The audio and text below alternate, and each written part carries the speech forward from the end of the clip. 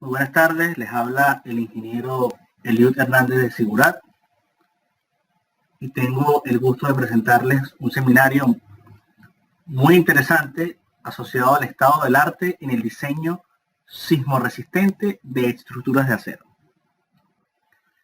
Voy a presentar primero lo que será la agenda, es decir, todo lo que vamos a tocar en este seminario. En principio haré una introducción, luego comentaré acerca de la acción sísmica, presentaré las normas de la ANSI, digamos, de 2010, lo que es la 360, la 358 y la 341, que la veremos posteriormente. La filosofía del diseño sismoresistente, los sistemas estructurales sismoresistentes, el diseño de pórticos especiales a momento, las conexiones precalificadas a momento, el diseño de pórticos con arriostramientos excéntricos, también con arriostramientos concéntricos, y haré una pequeña presentación de algunos proyectos reales donde veremos algunas imágenes y planos. Esta será, digamos, la agenda de estos 10 puntos que vamos a seguir. Muy bien. Para quienes no me conocen, obviamente formo parte del equipo de Sigurat. Soy profesor de este máster internacional de estructuras metálicas y mixtas en edificación. Profesor universitario, tanto en la UPC, que es la Universidad Politécnica de Cataluña, como en la Universidad Central de Venezuela y en la Universidad Panamericana de Guadalajara. Y bueno, he estado dedicado desde hace muchos años al área de proyectos sismoresistentes, tanto en acero como en concreto. Y también, por supuesto, en todo el área de formación y learning para ingenieros y arquitectos. Bueno, empecemos con el primer punto interesante asociado a la introducción. Podemos decir que las estructuras de acero están sometidas a acciones accidentales tales como el viento y el sismo, con diferentes niveles de amenaza en función a la ubicación. Debido a eso es importante establecer un sistema estructural adecuado para soportar las acciones laterales con el balance de rigidez, resistencia y de utilidad que debe tener una estructura. Las acciones sísmicas inciden en estructuras con masas considerables, como las edificaciones de vivienda y uso comercial, mientras que las acciones de viento inciden principalmente en estructuras livianas, como puede ser el caso de naves industriales. Aquí estamos viendo un primer caso que obviamente el peso de la estructura traducido a masa es lo que va a terminar definiendo cuando una estructura debe ser analizada por acción sísmica o por una acción de viento. Vemos aquí en la imagen de la derecha lo que es la falla de San Andrés, muy importante a nivel, digamos, mundial por toda su actividad sísmica, y bueno, referente en este caso para este seminario. El acero estructural se obtiene, como lo sabemos, al combinar el hierro, carbono y otros elementos tales como silicio, fósforo, azufre y oxígeno, que le contribuyen un conjunto de propiedades determinadas. El acero laminado en caliente elaborado con fines estructurales se le nombra como acero estructural al carbono, así se le conoce, con un límite de fluencia típico de 250 megapascales, que es el que manejamos a nivel de diseño. Por supuesto, también tenemos que con el material de acero construimos diferentes perfiles I, L, canal, tubulares, entre otros, que son utilizados para la construcción de los miembros estructurales que terminan siendo nuestras vigas, columnas, arrastramientos. Vemos a la derecha una imagen de una edificación en estructura metálica que por supuesto está hecha con un conjunto de miembros que forman parte del sistema resistente al sismo y que bueno, que será parte de lo que vamos a comentar en este seminario de cómo llegar a la definición de un edificio tomando en cuenta los diferentes sistemas estructurales que existen. Cabe destacar que las estructuras de acero se han venido usando en edificaciones de vivienda, comerciales, de oficinas, edificaciones también industriales, y actualmente se disponen de talleres especializados de fabricación con altos controles de calidad que permiten alcanzar los niveles de seguridad requeridos. Vamos a destacar algo que vale la pena mencionar, las ventajas de la construcción en acero. Por una parte, alta resistencia. La alta resistencia por unidad de peso implica que la estructura va a ser más liviana, si lo ponemos, por ejemplo, como referencia con el concreto. Uniformidad, ya el material en sí, digamos, es un material homogéneo. Las propiedades del acero no cambian apreciablemente con el tiempo, como es en el caso de las estructuras de concreto reforzado. Durabilidad. Si el mantenimiento de las estructuras de acero es adecuado, durarán prácticamente de forma indefinida. Hay que hacer, por supuesto, un sistema de mantenimiento, pero son muy duraderas. Ductilidad, que es la propiedad que tiene un material de soportar grandes deformaciones sin fallar bajo altas tensiones. Bueno, precisamente es lo que tratamos de hacer en una estructura de concreto. Cuando se incorpora las barras de refuerzo, no solamente le dan resistencia, sino ductilidad. Ya en este caso, la estructura de acero ya es completamente dúctil, siempre que se controlen las respectivas fallas frágiles que se pueden presentar. Tenacidad. Los aceros estructurales son tenaces, es decir, poseen resistencia y ductilidad. La propiedad de un material para absorber energía en grandes cantidades se denomina, como lo conocemos, tenacidad. Y otras ventajas importantes del acero estructural son gran facilidad para unir diversos miembros por medio de varios tipos de conectores, como la soldadura y pernos, posibilidad de prefabricar los miembros de una estructura, esto es una gran ventaja, rapidez en el montaje.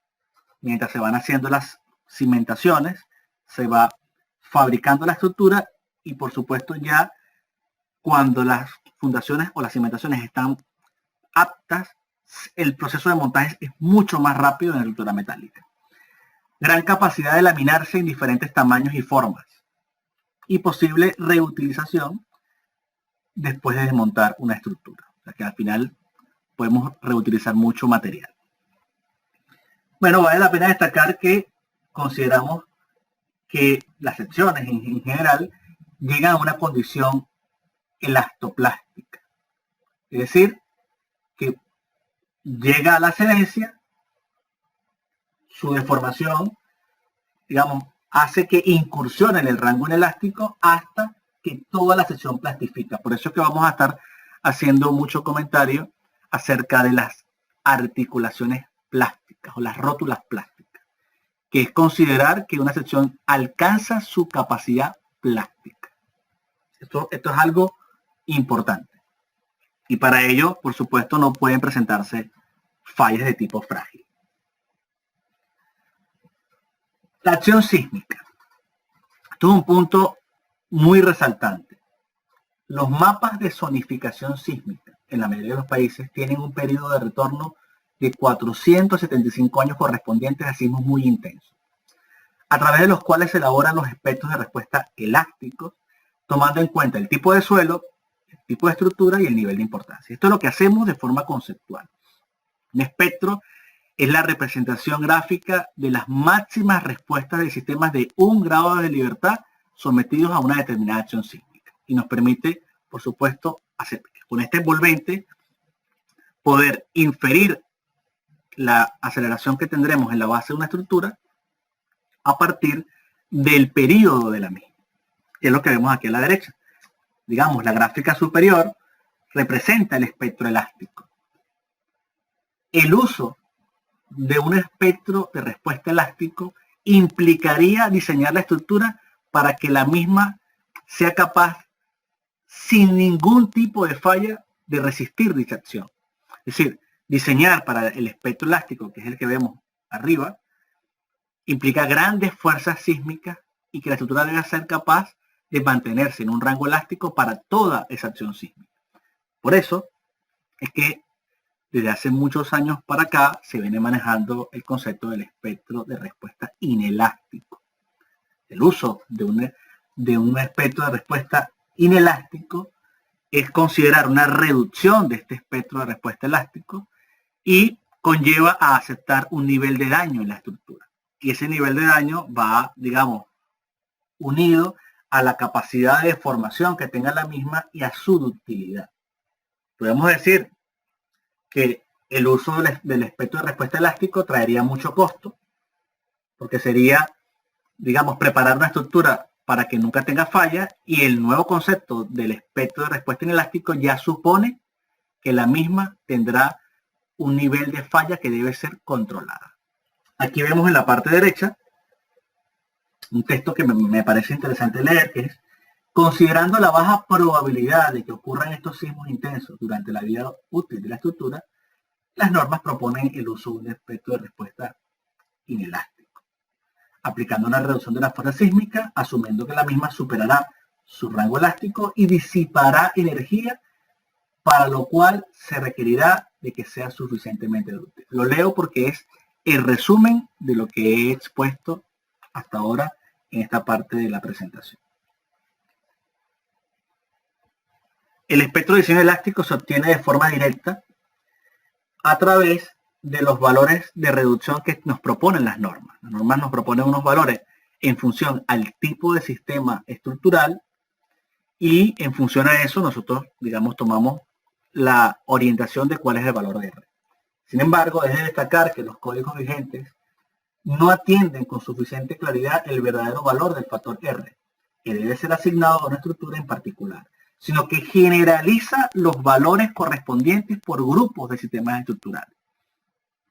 Los coeficientes que se sugieren provienen exclusivamente de la experiencia y poseen muy poco rigor cuantitativo, pudiendo llevar a sobreestimar o reducir excesivamente las cargas sísmicas de diseño. Es decir, empezamos confiando en el valor R de la norma, que de alguna manera tiene un rigor, digamos, poco cuantitativo y proviene de la experiencia, y debemos asegurarnos en el detallado de esa estructura que la misma sea capaz de alcanzar estos valores de utilidad y por supuesto de reducción. Vale la pena destacar que el factor R consta del efecto simultáneo de tres parámetros: ductilidad, sobreresistencia y redundancia. Lo vemos acá. A la derecha, cada parámetro conforma un componente del factor R y se puede expresar de esta manera. El R sería un valor de reducción por ductilidad, por sobreresistencia y por redundancia. La ductilidad propia del sistema. La sobreresistencia está asociada, por supuesto, a la diferencia entre el corte basal último y el cedente, y la reducción por redundancia a la cantidad de elementos que nos permiten, digamos, resistir las acciones sísmicas. No es igual, o sea, digamos, es diferente que tengamos una estructura con 4 columnas y que si falla una prácticamente conlleva el colapso, a una estructura de 12 columnas. O sea, la cantidad de miembros estructurales que soportan el sismo son vitales para la redistribución de fuerza y por supuesto de allí se deriva este factor R de la redundancia. Entonces, hay que tomar en cuenta que hay formas de determinar estos valores de R que nos sugieren las normas desde un punto de vista analítico y que si se hace sería lo recomendable a la hora de hacer un proyecto.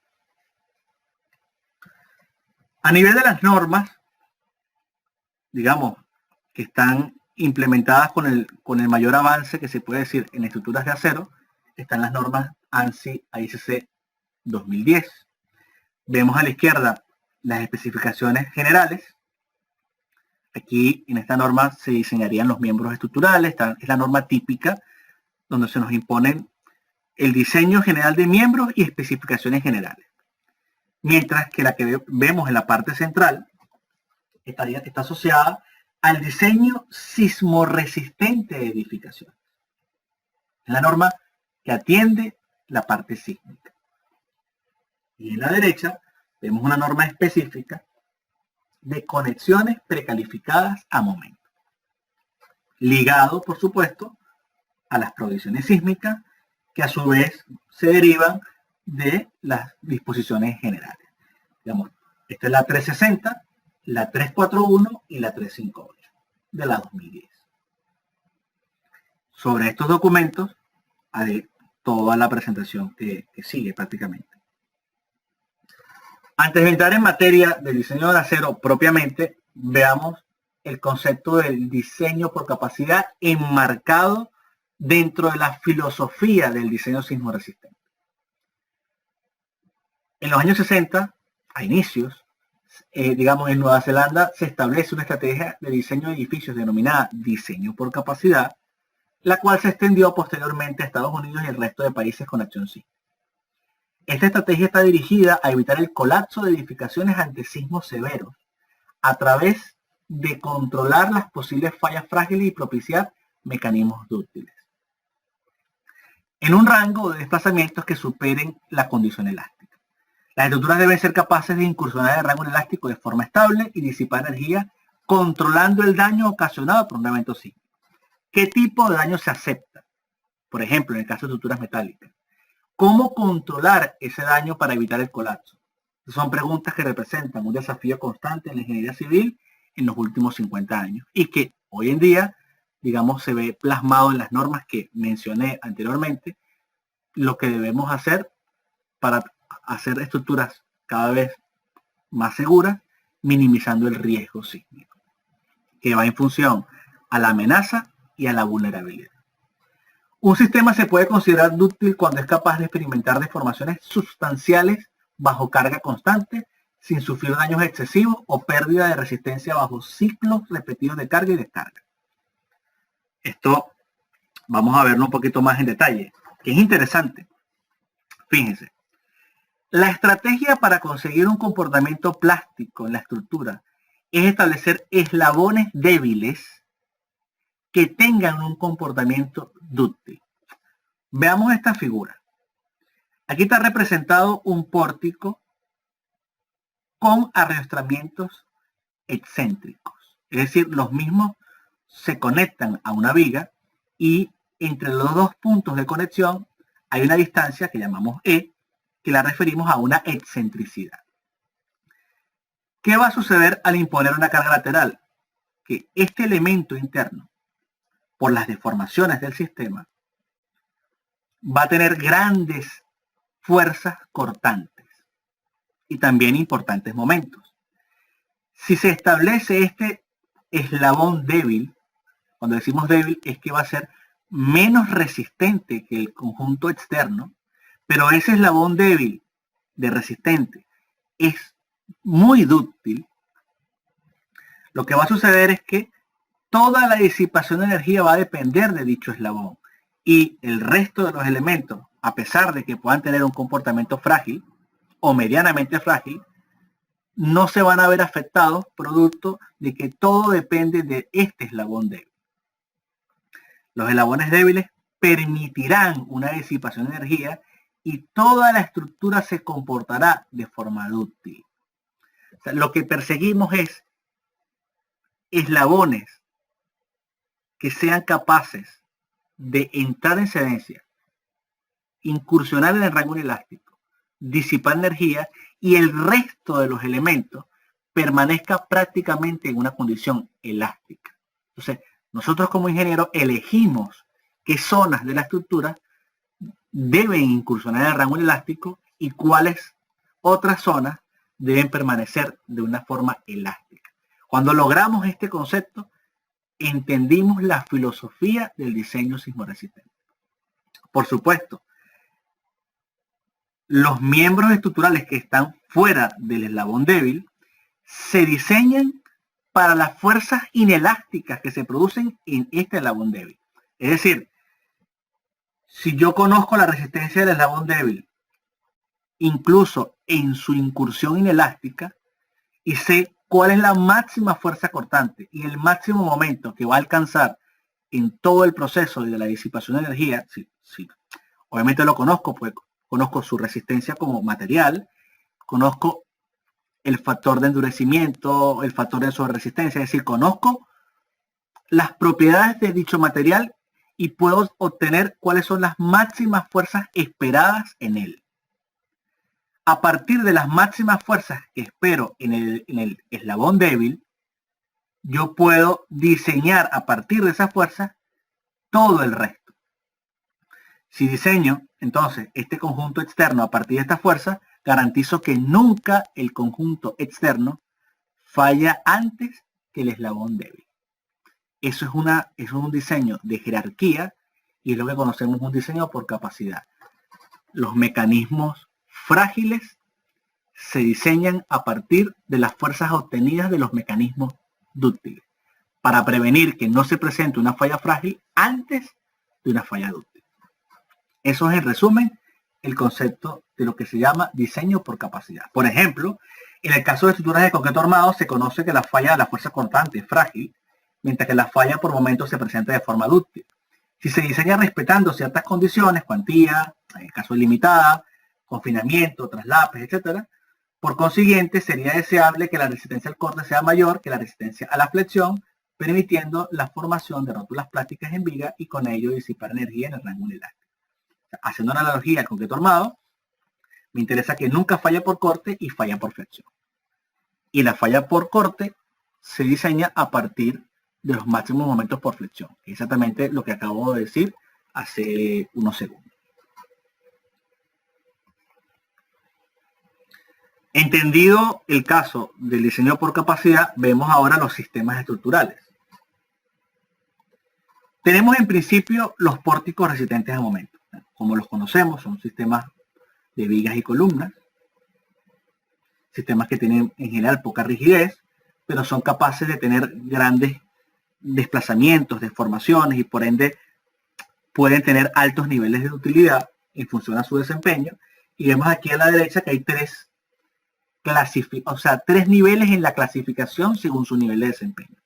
Pórticos especiales, pórticos intermedios y pórticos ordinarios.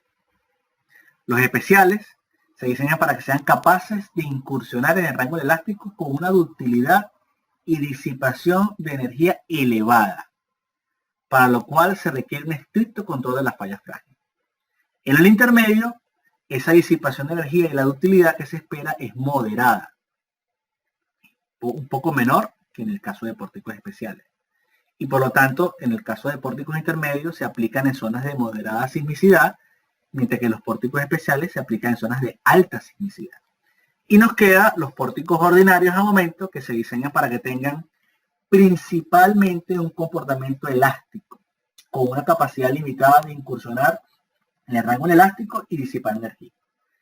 El detallado se presenta de forma convencional sin mayores exigencias sísmicas y se utilizan en zonas de baja sismicidad. O sea que si nos concentramos, por ejemplo, en el caso de pórticos especiales, estaríamos cumpliendo con todos los requerimientos más exigentes que nos impone la norma para una estructura que deba ser suficientemente dúctil y con buena disipación de energía. Y por eso es que en la presentación me enfocaré bastante en el caso de los pórticos especiales a momento, que en sus siglas sería el Special Moment Frame, el otro en intermedio y el otro el Ordinary Moment Frame. En el caso de pórticos resistentes a momento se pueden presentar tres tipos de fallas. En la viga se evidencia por flexión, en la zona del panel, que es exactamente el nudo, se evidencia por corte, y en la columna se evidencia por flexión y fuerza axial. De estos tres sistemas, primero debe darse la falla por cedencia en la viga, luego vendría la falla por corte en la zona del panel y por último es que se pudiera presentar la falla en la columna. De esa forma garantizamos que se tenga un buen comportamiento y un buen desempeño sismoresistente. Deben formarse rótulas plásticas entonces en vigas a una cierta distancia de la cara, que hay una longitud LH que es la distancia entre rótulas plásticas. Vemos que en la respuesta a las acciones sísmicas se evidencia que los momentos en vigas y columnas se producen en el mismo sentido, generándose una gran demanda por corte en los nodos. Fíjense aquí en esta gráfica cómo hay un incremento de la fuerza cortante en lo que es el nudo, afectando la cedidencia por corte precisamente en la zona del panel. Y para lograr una buena utilidad y disipación de energía es necesario que estas vigas sean capaces de alcanzar su capacidad plástica y para ello vamos a controlar todos los mecanismos que pudieran limitar la misma. Podemos decir también que es vital garantizar una mínima resistencia de columna en su rango elástico e incluir conexiones competentes a momentos debidamente precalificadas.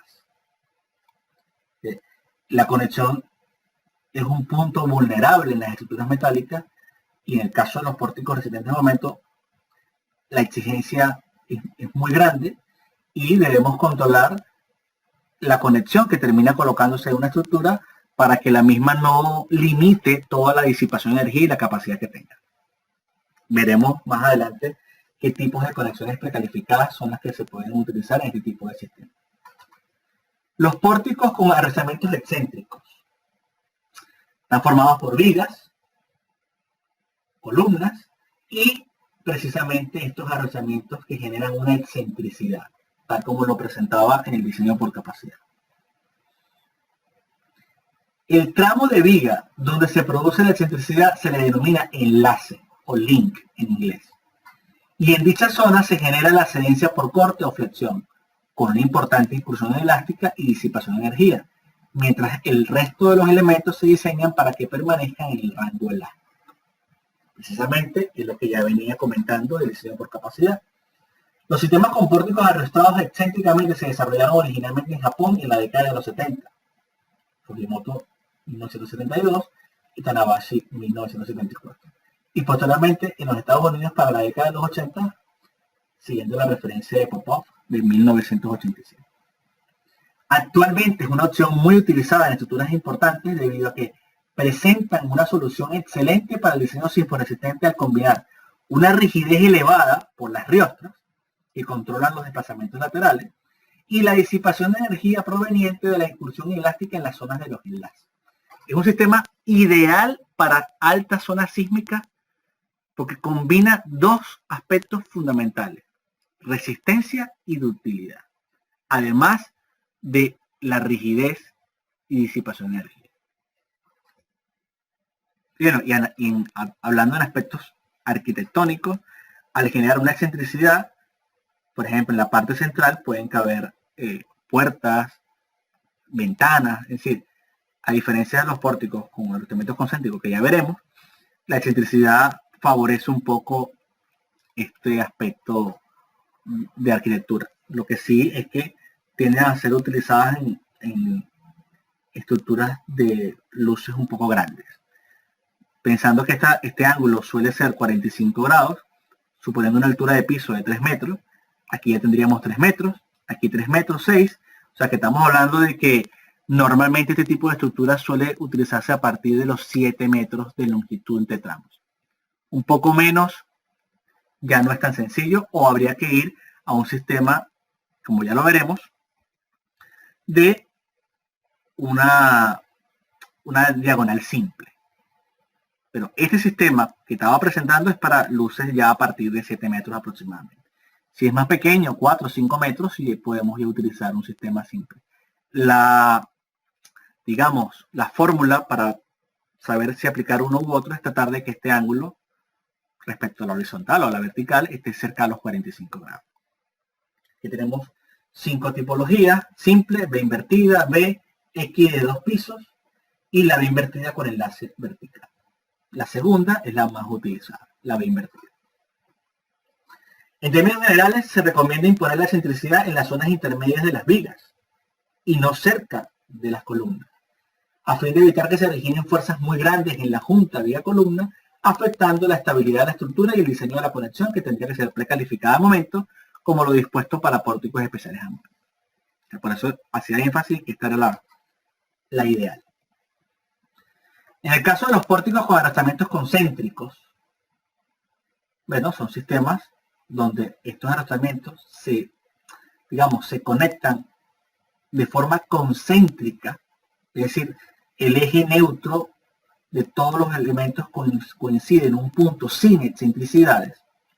Está formado por vigas, columnas y sistemas de barras diagonales o riostras, donde se tiene una respuesta principalmente a tracción y compresión.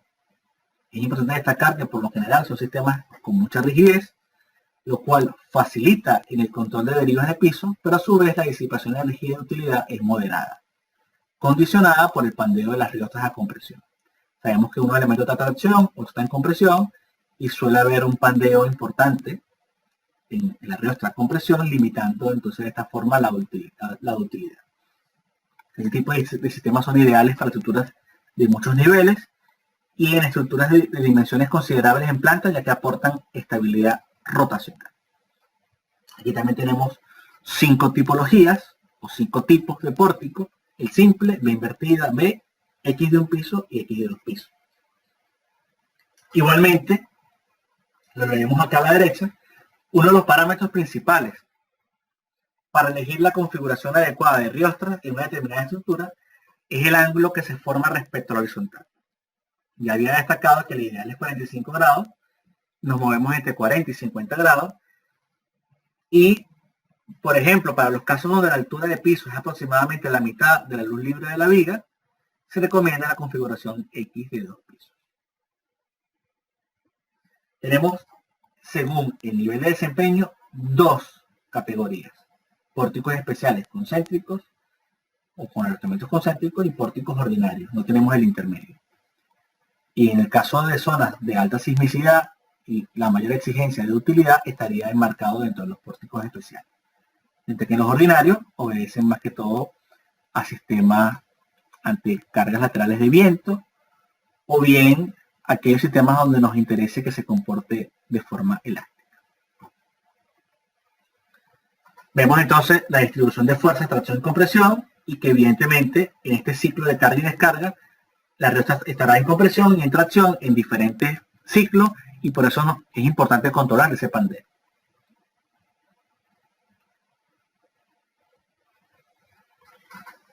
Un sistema que es poco conocido, aunque ya se ha utilizado en una gran cantidad de edificaciones, es el sistema de pórticos con arrestamientos de pandeo restringido. Las riostras de pandeo restringido están formadas por una barra o núcleo central recubierto por una capa deslizante antiadherente. Esta barra se inserta en un tubo exterior sirviendo de camisa metálica relleno de un mortero de cemento bravo. Lo vemos en la figura. El elemento que resiste en realidad es la placa o plancha metálica, que vemos aquí marcada con el borde azul, que sería lo que llamamos el segmento cemento. Cuando sometemos a esto a tracción, el segmento cemento, que además es el más angosto, es la parte que precisamente va a ceder. O sea que su resistencia estaría asociada al área por el FY, por un factor de minimización. Cuando lo sometemos a compresión, el segmento que está también en la parte central tendería a sufrir pandeo y a limitar su capacidad de compresión. Pero el mortero dentro de una camisa metálica le impide el pandeo. Entonces, al no poder pandear, porque está encerrado en un elemento estructural relleno de un mortero de cemento,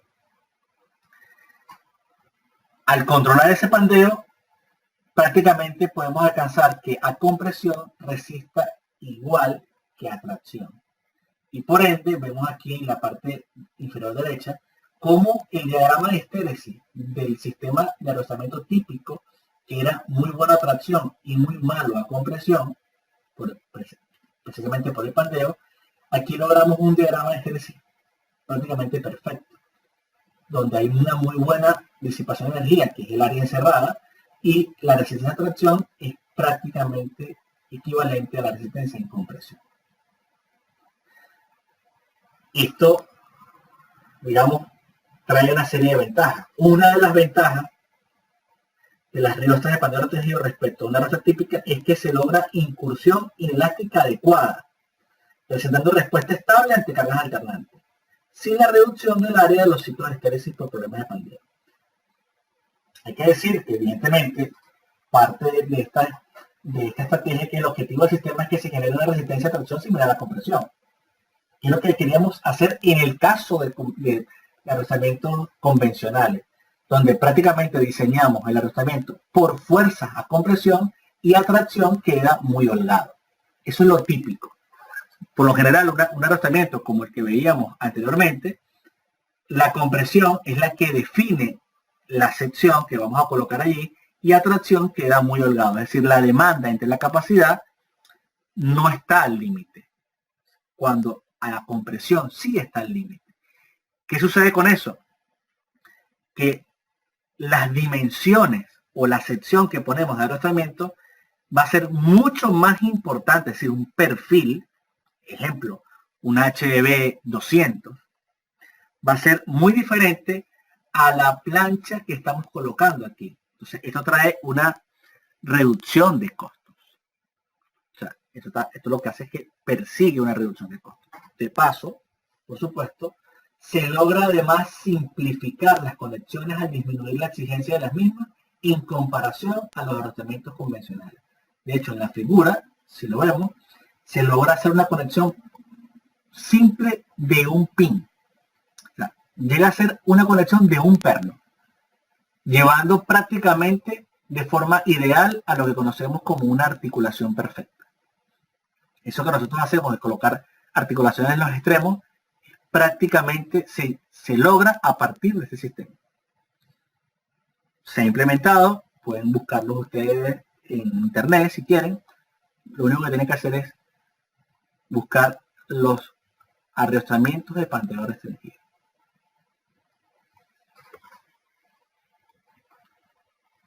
Muros con placas de acero.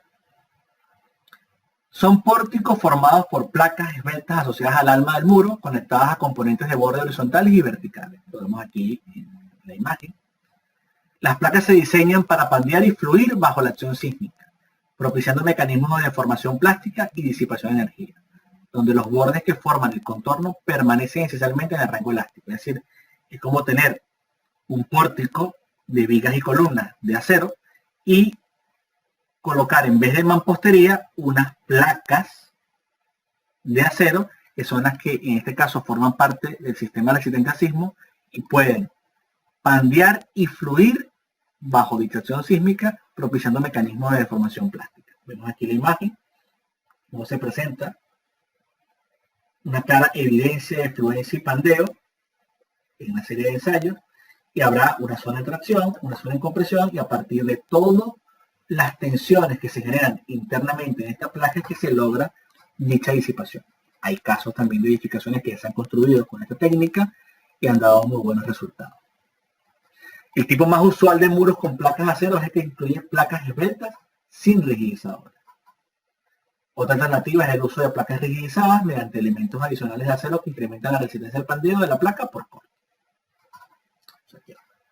Esto también lo pueden investigar y está en la norma. Pues si ustedes van a la norma de provisiones sísmicas, la 341-2010, encontrarán en los sistemas estructurales el sistema de muros con placas de acero. Así como también encontrarían el sistema de pórticos con arrojamientos de pandeo restringido. Y otros sistemas que no he incorporado a la presentación, como son los casos de cerchas especiales.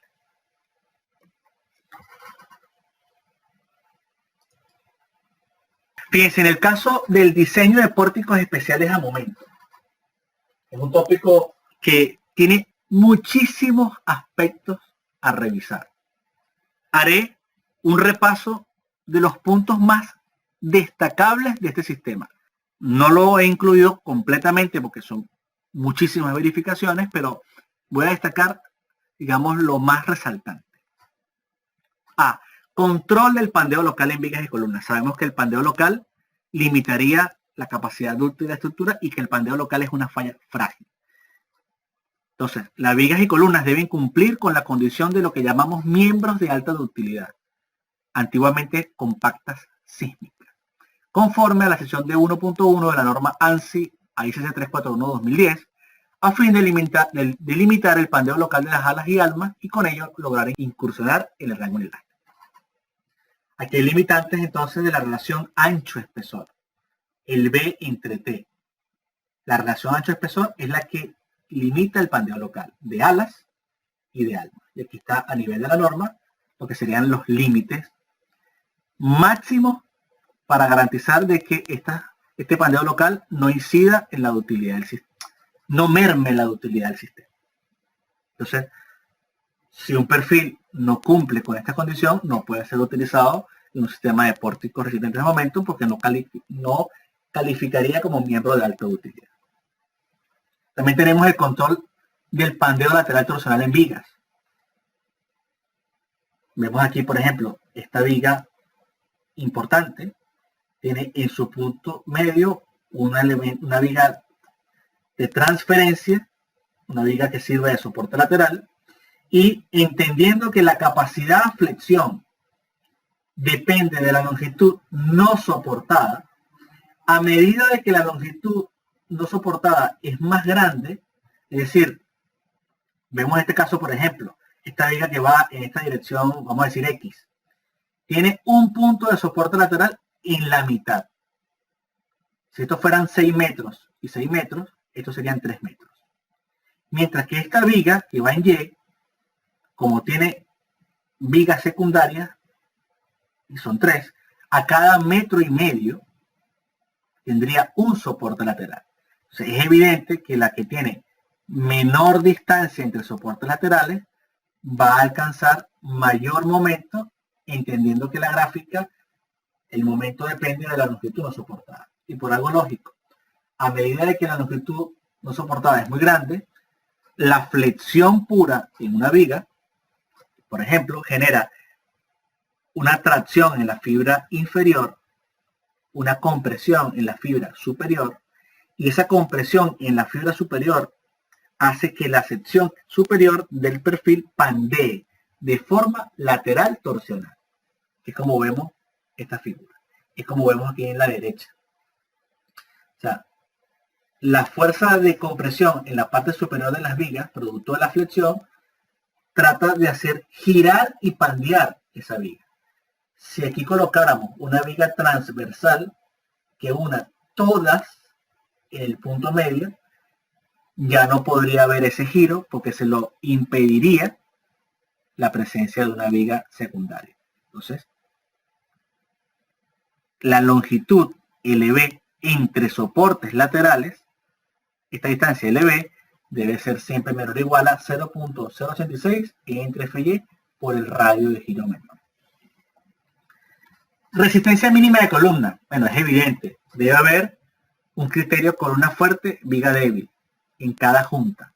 La sumatoria de los momentos máximos probables de las columnas deberán ser mayores a los de las vigas. Para propiciar que las vigas sean las que incursionen en el rango elástico y las columnas queden con una buena resistencia en el rango elástico. De lo contrario, podría presentarse un entrepiso débil, un entrepiso donde las vigas son más resistentes que las columnas y conducen a un colapso inminente, como lo vemos en esta figura. Aquí se alcanza la capacidad, digamos, plástica de las columnas en sus dos extremos antes de que las vigas incursionen en el rango elástico. Y vean cómo hay una ductilidad muy limitada. Aquí la ductilidad es de 2.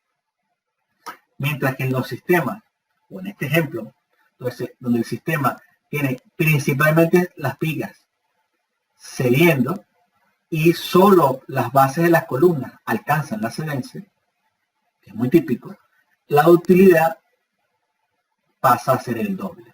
Entonces, es importante el criterio columna fuerte, viga débil. ¿Cómo determinarlo?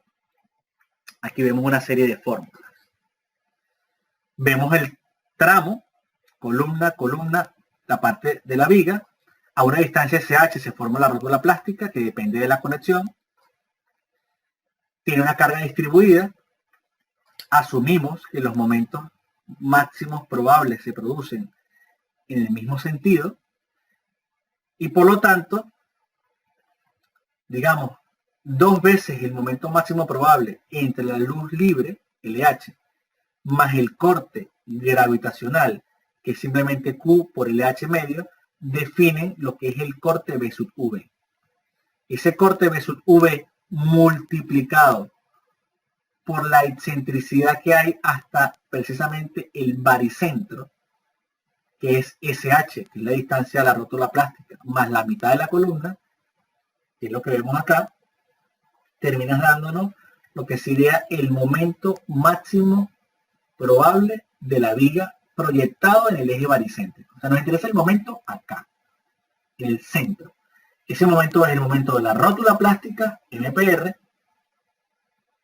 más el corte B sub V por todo el brazo, SH más la mitad de la columna. Y MPR, que es el momento que ocurre en la rótula plástica, es igual a 1.1 RY, que es el factor de sobreresistencia del acero, ZB es el módulo plástico y FY la tensión cedente. O sea, lo que estoy es haciendo un equilibrio de las fuerzas máximas probables que pueden ocurrir, porque entonces el M asterisco PB de la derecha y el M asterisco PB de la izquierda harían la sumatoria de los M asterisco PB, y vemos entonces en el caso de la columna que sucede igual. Hay un momento en la parte superior de la viga, un momento en la parte inferior de la viga, también hay fuerzas cortantes, y el momento asterisco probable en columna será el momento PC, que depende del módulo plástico por el FY menos la carga excedentelaria, y el corte, que es la sumatoria del momento entre ellos. El corte versus UC, la norma permite despreciarlo, no tomarlo en cuenta. De esa manera, si se desprecia el corte versus UC, el momento asterisco probable en columna sería igual al momento PC nominal. Si lo tomamos en cuenta, habría que agregarlo acá. De esta forma, hacemos un chequeo de columna fuerte y se dan cuenta que la mayoría son propiedades de perfiles. El RY, el módulo plástico, el FY, el MPR. Aquí la única variable que estaría, digamos, fuera de control un poco sería el corte gravitacional, por una parte, y pudiéramos decir que esta distancia SH, que depende de la conexión, que ya veremos más adelante. Chequeo de la zona del panel. Recuerdan que les había dicho que en los pórticos resistentes de momento primero fallaban las vigas y luego venía una excedencia por corte en la zona del panel, que es la zona del nodo. Hay que chequear que ese nodo tenga una resistencia adecuada para las fuerzas que se producen en él. La resistencia requerida en la zona del panel se determina a través de la suma de las fuerzas que se producen debido a los momentos máximos probables de las vigas ubicados en la cara de la columna. El mismo equilibrio, pero ahora en vez de ser llevado al centroide, se lleva a la cara. O sea, el MF2 y el MF1, que podemos denominar como MF, será el momento MPR que ocurre en la rótula plástica más el corte por la distancia SH. Antes era SH más DC medio. Ese momento MF que acabamos de hallar entre la altura del perfil, restándole la mitad de las alas, menos el corte que actúa en la columna, es la demanda. Y esa demanda es la que vamos a comparar contra la resistencia. El corte versus UC se obtiene del equilibrio entre los puntos de inflexión de las columnas, tomando en cuenta los máximos momentos o los momentos máximos probables de las vigas que se conectan en el nodo. La resistencia de la zona del panel depende fundamentalmente de la resistencia excedente del acero, la altura de la sección de la columna y el espesor del ánima. De no cumplir la demanda, se hace necesario incorporar planchas de refuerzo soldadas al alma, que hacen que el espesor efectivo del alma pase a ser incluso más del doble. O sea que con planchas adosadas al alma es que garantizamos una adecuada resistencia que pueda suplir la demanda impuesta por MF entre D sub B menos T sub F menos el corte en la columna. No es un procedimiento tan simple, pero digamos que se puede hacer sin ningún problema. Planchas de continuidad por cargas concentradas. Estas fuerzas que van por las alas, producto del momento, tanto a la derecha de la columna como a la izquierda de la columna, son cargas concentradas en dicha columna. Y ante esas cargas concentradas se dan 4 estados límites. Cedencia del ala. El ala puede flectar, ceder. Cedencia del alma. El alma puede, por la fuerza, digamos, impuesta y con un ancho efectivo, puede ceder el alma. Aplastamiento del alma. Entre el ala y el alma se puede dar un aplastamiento por la excesiva fuerza aplicada y el pandeo del alma. El alma puede pandear. La mínima resistencia de estos 4 estados límites se compara contra la demanda. Si fuese mayor, no requeriría planchas de continuidad. Si es menor, habría que calcular un área de las planchas de continuidad. Y con el área requerida, y conociendo el ancho de esas planchas de continuidad, yo puedo obtener el espesor requerido.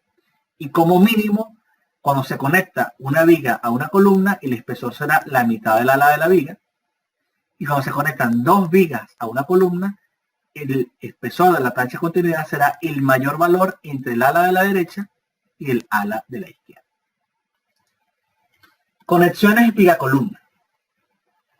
Hay requerimientos especiales para las conexiones de estos sistemas. Lo principal es que deben desarrollar al menos el 80% del momento plástico para cuando existe una deriva de piso, que es lo que llamamos una rotación plástica, de más o menos 0.04 radianes. Fíjense que aquí a 0.04 radianes, después de ciertos ciclos, debe desarrollar al menos el 80% del momento plástico. Y esta es una de las condiciones que ha llevado a generar lo que son las conexiones precalificadas a momento. De hecho, a partir de allí es que surge en la norma ANSI IEC 358-2010 las conexiones precalificadas para sistemas intermedios y especiales resistentes a la aplicación sísmica. Estas conexiones han sido validadas mediante ensayos, atendiendo a los requerimientos de resistencia y de utilidad del sistema. Y llegamos entonces a un punto interesante. El diseño de conexiones precalificadas a momento. Esto que había comentado, repito, de este requerimiento de la norma, por ejemplo, si yo quisiera diseñar una conexión, yo tendría que ensayarla, validarla, y la misma debería responder a un diagrama de histéresis similar. Si yo no lo hago, porque no tengo una mesa de ensayo de conexiones, yo debo regirme por el documento de la norma ANSI IEC 358-2010 de conexiones precalificadas que, habiendo evaluado diferentes conexiones, produjo una serie de lineamientos. Entonces, esta es la norma, la 358, aplicable a pórticos intermedios y especiales. Como filosofía de diseño, las conexiones deben permitir que los miembros estructurales desarrollen sus máximas capacidades y por ende en las mismas se debe controlar cualquier mecanismo de falla frágil que pudieran presentar. Esto implica que las conexiones se diseñan para las fuerzas máximas esperadas entre axial, corte y momento de los miembros estructurales según el sistema resistente a sismo utilizado. Por ejemplo, echo para atrás un poco, cuando describía esta condición de la zona del panel, este MF que me permite determinar la demanda en la zona del panel, este momento F que ocurre en la cara de la columna será prácticamente el mismo momento con el que yo voy a diseñar la conexión. O sea que el momento MF será, que es el momento MPR de la rótula plástica, más el corte por SH, ese valor MF igual a MPR más el corte por SH, termina siendo la demanda de momento para el diseño de la conexión precalificada. Lo que me lleva a concluir y a decirles que entonces las conexiones a momento no se diseñan para los momentos últimos que llegan allí, producto del análisis, sino para la capacidad del perfil. Porque el concepto es que nunca falle la conexión antes que el perfil. Si el perfil resiste 40 toneladas metros, el mínimo momento con el que voy a diseñar la conexión es 40 toneladas metros. Y digo mínimo porque en realidad se diseña para un momento mayor, porque el momento del diseño de la conexión toma en cuenta la capacidad nominal de la rótula plástica, que es la del perfil, tomando en consideración endurecimiento y la sobreresistencia del material, que son factores que multiplican la resistencia, y además la excentricidad de que la falla ocurra a una cierta distancia de la cara. Entonces, el MF es un valor mucho más grande que el momento nominal que manejamos en el diseño luego de hacer el análisis. Por lo tanto, una estructura bien diseñada, sus conexiones nunca fallan antes que el perfil y por lo tanto no comprometerían la estabilidad y continuidad de la estructura al incursionar en el rango elástico. Eso era importante destacarlo. Estábamos acá, destacando las conexiones precalificadas. Y que este documento 358, digamos, establece el criterio, alcance, limitaciones, requisitos y diseño paso a paso de cada una de dichas conexiones, a fin de garantizar que en las vigas se desarrollan rótulas prácticas por protección, permitiendo que la estructura incursione en el rango elástico de forma estable y disipe energía. Hay que destacar lo siguiente: al inicio de los 90, el comportamiento de los pórticos de acero soldados resistentes al momento había demostrado ser, luego de la experiencia bajo varios sismos en diferentes países, uno de los mejores sistemas existentes para resistir los efectos y daños de estas fuerzas laterales. Luego ocurre el sismo de Norwich, en California, el 17 de enero a las 4:30 am. Esto fue en 1994. Donde se registró un pico de 6.7 en la escala de Richter y la aceleración terrestre fue la mayor jamás captada en un área urbana estadounidense. Este sismo fue muy importante para la industria del acero, porque hubo fallas inesperadas en las conexiones a momento y pérdidas por 25.000 millones de dólares. Se descubren fallas frágiles, fracturas frágiles en las conexiones críticas viga-columna. ¿Qué se hacía? Se soldaba la viga al ala de la columna, haciéndole cortes a las alas para que la soldadura fuese continua, pero se utilizaba una especie de plancha de respaldo que se dejaba, llamada baking bar.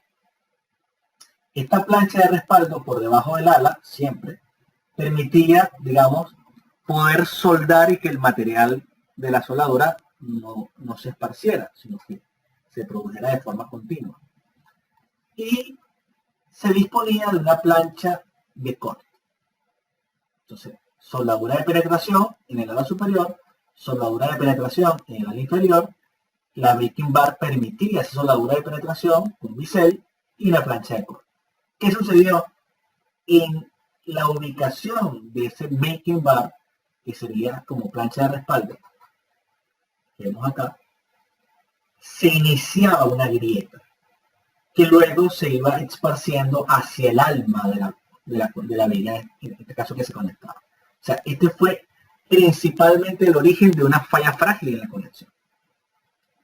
Entonces, un gran número de edificaciones con estructuras de pórticos de acero soldados en este momento fallaron, antiguos como recientes, altos, bajos, de uso comercial, de oficinas, hospitales y de uso público.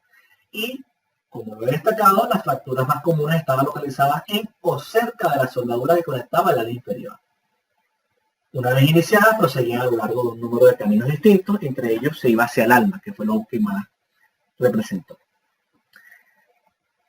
A partir de este evento, en California se inicia un programa de investigación por el FEMA para evaluar y desarrollar la inspección, rehabilitación y construcción de estructuras de pórticos resistentes al momento. Más de 120 ingenieros, muchas organizaciones se dedicaron a hacer diferentes estudios. Y la investigación fue dividida en dos fases. La primera se enfocó directamente en desarrollar la inspección, evaluación, reparación y rehabilitación. Es decir, atacar el caso de lo que había ocurrido. Y la segunda fase del proyecto se enfocó principalmente en el desarrollo de nuevas alternativas de conexiones viga-columna en pórticos resistentes a momento que tuviesen un comportamiento adecuado ante acciones sísmicas, a través de modelos analíticos e investigación experimental. Es decir, una primera fase estudió lo que ocurrió y una segunda fase era, bueno, viendo el problema, ¿qué hacemos ahora? Y eso derivó en diferentes documentos que se fueron presentando año tras año, hasta que, pudiéramos decir, hubo una madurez en las conexiones precalificadas a momento en un documento de la norma ANSI-AS de 2005, la 358-2005, ya, digamos, era un documento bien madurado, y luego esto se actualizó en la norma 2010. Pero antes hubo documentos relevantes, incluso emitidos por FEMA, de las conexiones. Pero digamos que se ha adquirido una madurez importante, pudiéramos decir que a partir de la emisión de la versión de 2005. Y tenemos, entonces, un listado de conexiones, que las voy pasando un poco rápido. La primera es una conexión de plancha extrema extendida, empernada, rigidizada y no rigidizada. Tenemos una viga que se conecta con una plancha a través de pernos. Puede tener 4 pernos por ala sin rigidizador, 4 pernos por ala con rigidizador, la S de stiffener, precisamente de rigidizado, y 8 pernos por ala. Estas son 3 conexiones enmarcadas dentro de las end plate que se pueden utilizar como conexiones precalificadas. Y aquí vemos una imagen de cómo se ve esta conexión. La norma tiene una serie de chequeos, paso a paso. Bueno, simplemente podemos ver, tengo acá una hoja, un documento PDF, pero que es de una verificación paso a paso. Y bueno, simplemente para que tengan una pequeña idea, esto es un documento que tiene todo un resumen, desde los datos de viga y columna, materiales, lo que es los parámetros de geometría de la conexión, el tipo de perno que vamos a trabajar, y paso 1, bueno, este es el paso 1, los parámetros de la geometría, paso 2, calcula el momento máximo probable, paso 3, cálculo de la fuerza de corte en la rótula plástica, paso 4, el momento en la cara, 5, el diámetro requerido de esos pernos, 6, 7, bueno, se va presentando toda la metodología hasta definir el espesor de esa plancha, el diseño del rigidizador, un chequeo especial de los pernos que están en compresión. Como se dan cuenta, esto es un material bastante extenso que tiene toda la verificación, por ejemplo, de esta conexión, que es lo que se hace en el máster, por ejemplo. Esto que les muestro es un documento que está contenido en el máster de especialización en estructuras metálicas y mixtas. O sea, es un documento del máster y lo muestro porque es importante que se den cuenta que precisamente lo que les presento, que es un global, llevaría a un proceso de sentarse a estudiar, a madurar, y que la resolución de estas hojas de cálculo y mirar a fondo todo este tema es lo que te permite tener, digamos, una madurez en todo lo que es el tópico del diseño de estructuras de acero y, por supuesto, en este caso específico, de las conexiones. Voy a minimizar para seguir con lo que tenía. Por cierto, lo que estábamos viendo es un documento PDF, el anterior, que se hizo a través de una hoja MATCAD que se colocó allí, digamos, de una forma ordenada. Vemos ahora la conexión de viga reducida. Bueno, que como se ve en la imagen, se hace un corte en las alas de la viga con la intención de que allí se forme la rótula plástica. Como estamos debilitando esa zona, la capacidad plástica se reduce respecto a la zona que no tiene el corte en las alas. Lo que estamos propiciando es que allí la viga entre en cedencia. Tenemos un parámetro A, que es la distancia desde donde inicia el corte, B, la longitud del corte, y C, la profundidad del corte. Este valor de A, de B y de C debe estar enmarcado dentro de unos límites. Y la norma también tiene una serie de procedimientos para diseñar esta conexión. O sea, hay aspectos que se deben controlar, que están enmarcados en la norma, en este caso la 358-2010, para controlar tanto el corte que se le hace al ala, que está enmarcado en estos 3 límites, como la verificación propiamente de la conexión una vez fuera del corte, que es cuando ya llega a la columna. Y también, por supuesto, de las planchas de continuidad y las posibles planchas adosadas al ala. Simplemente aquí en este seminario les estoy presentando algo bastante global. Vemos una conexión de ala soldada no reforzada al alma soldada. Esta es una extensión de lo que ocurrió en esas conexiones digamos, antes de Norwich. O sea, es prácticamente la misma conexión, pero con ciertos cambios. Primero, la plancha de corte ya no es rectangular, sino que tiene un ángulo al inicio y al final para minimizar la concentración en tensión. Segundo, a pesar de que se mantiene el corte en las alas, ya no se deja esta pieza llamada baking bar de respaldo para la soldadura. Entonces, se hicieron algunos ajustes. Estos ajustes están asociados a la soldadura que debe haber aquí, en esta zona como respaldo en la plancha de corte, el ángulo, la distancia que debe haber entre el inicio de la soldadura y el ala. Hay una serie de aspectos geométricos, diríamos, requerimientos especiales de detallado respecto a las soldaduras y la forma, acabado y especificaciones de los orificios de acceso para soldar. Una serie de aspectos que se deben controlar en esas conexiones para que no suceda lo que pasó en las conexiones en el sismo de Norwich. Tenemos la conexión de plancha de ala internada, llamada Volted Flange Plate. Es una conexión muy típica, donde las alas se proponen planchas que, si lo vemos acá, el momento dividido entre la altura producirá fuerzas de tracción y compresión, y esas fuerzas estarían en el plano de las placas o de las planchas de unión. Un aspecto importante de esta conexión es que el medio de unión de las alas se produce a través de planchas con pernos trabajando por corte, para lo cual se deben controlar tres estados límites fundamentales: la adherencia en el área gruesa, la ruptura en el área neta y el bloque cortante. Para ello se debe limitar el diámetro máximo de los pernos a colocar para evitar una pérdida de sección considerable. Tomen en cuenta que cada vez que abren un agujero en el ala del perfil, debilitan esa sección, y por ende se requiere disponer de una buena cantidad de los mismos. Vemos en la conexión muchos pernos de muy poco diámetro, porque si colocamos mucho diámetro, debilitaríamos la sección transversal.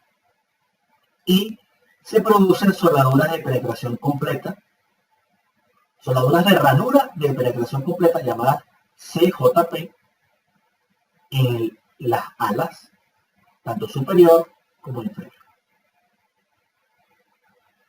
Y bueno, por supuesto la norma también tiene una serie de verificaciones bastante extensa de toda esta conexión, similar a la que he presentado de la Emplay. Tenemos la conexión impernada soportada tipo bracket, la Kaiser Volted Bracket, la llamada KBB.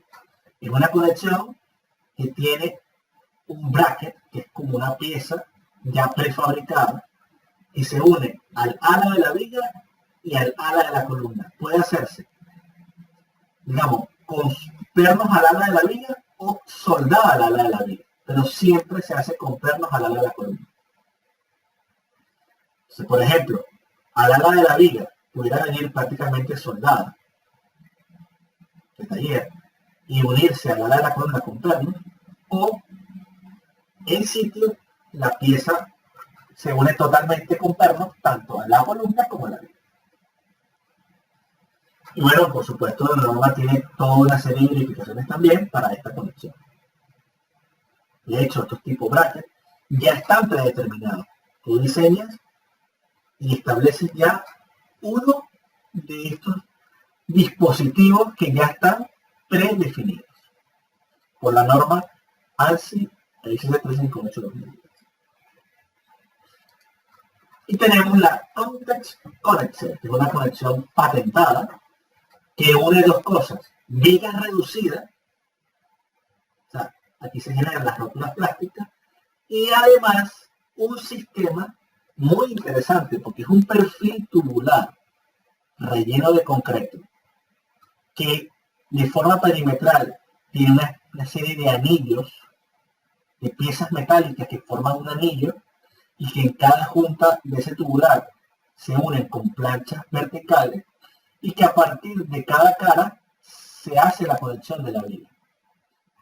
O sea, es un sistema, yo diría que un poco complejo de establecer, pero está patentado y ha sido probado y ha dado buenos resultados. Entonces, un tubo metálico relleno de concreto con un anillo superior e inferior y que en cada arista se une con planchas verticales y que de cada una de las caras sale un perfil doble T con secciones reducidas, lo que llamamos la RBS.